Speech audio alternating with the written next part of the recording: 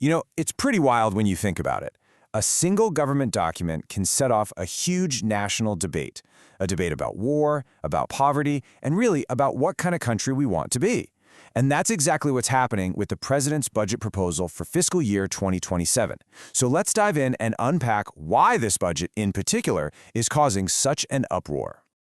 And you can see the conflict right away, can't you? On one side, it's presented as this very standard, almost boring government document. But on the other side, it's being called a moral obscenity. So how does a bunch of numbers on a page get a reaction that strong? Well, that's exactly the question we're going to dig into. All right, here's how we're going to break it all down. First, we'll look at the big picture of the proposed changes. Then, we're going to zoom in on the two big-ticket items, this massive increase for the military and some pretty deep cuts to domestic spending. From there, we'll explore the totally different philosophies behind these choices, and then we'll wrap up with what actually happens next in this whole political process.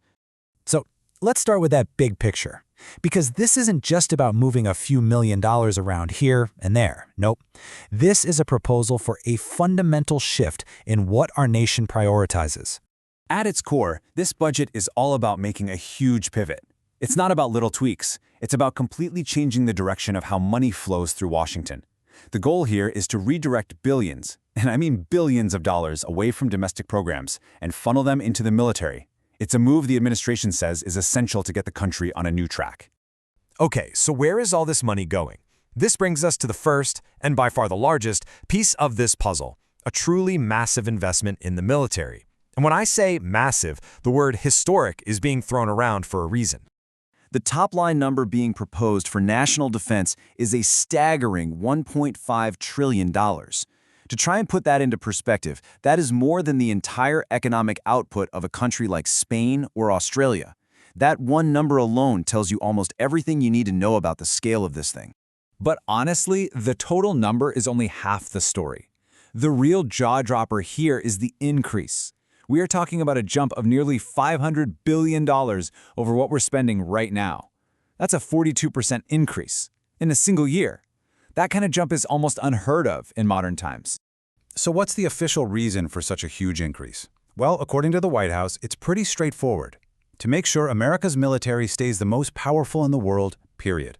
The argument is that we live in a dangerous world, and this kind of investment is just the price of security. But that, of course, raises the big question. Where is all this money supposed to come from? Critics, like Congressman Greg Casar, say the answer is pretty simple. It's being taken from essential domestic programs. His point is that you can't have the largest military spending increase in 70 years without paying for it by cutting things like education, health, and housing. And that right there is the core of the opposition's argument. And that brings us perfectly to the other side of the ledger. To fund that military buildup, the budget proposes some really deep cuts to what's called non-defense discretionary spending. I know, that's a mouthful, but it's just government speak for the money that funds most of the federal agencies you actually know, like the EPA, the Department of Education, our national parks, scientific research, stuff like that. The total proposed cut to these kinds of programs is $73 billion. Now, that might not seem like a huge number next to the military increase, but you have to remember, this isn't just an abstract number. This represents actual funding for programs that people all over the country rely on every day. Now, the way the administration is justifying these cuts, it's a pretty classic political playbook. They're not just cutting programs. No, they're eliminating wasteful Green New Scam projects, and they're rooting out fraud, waste, and abuse. It's a way to frame these cuts not as taking away services, but as making government more efficient and responsible. So let's get specific. What's actually on the chopping block? This gives you a little snapshot of some of the targets. We're talking about everything from environmental justice and renewable energy to community grants, healthcare research, and programs for affordable housing. These aren't just names on a list. These are real programs that affect millions of people. And as you can probably guess, the response from critics has been incredibly sharp. Robert Weissman from Public Citizen flat out calls the budget a moral obscenity. That's about as strong as language gets, but it really captures this deep-seated feeling from opponents that it is just fundamentally wrong to prioritize weapons over the well-being of your own citizens. So when you strip away all the numbers and the politics, what are we really talking about here? Because this isn't just a disagreement about a spreadsheet. It's a clash between two totally different competing visions for what America should be. The president himself has actually been very clear about the administration's philosophy.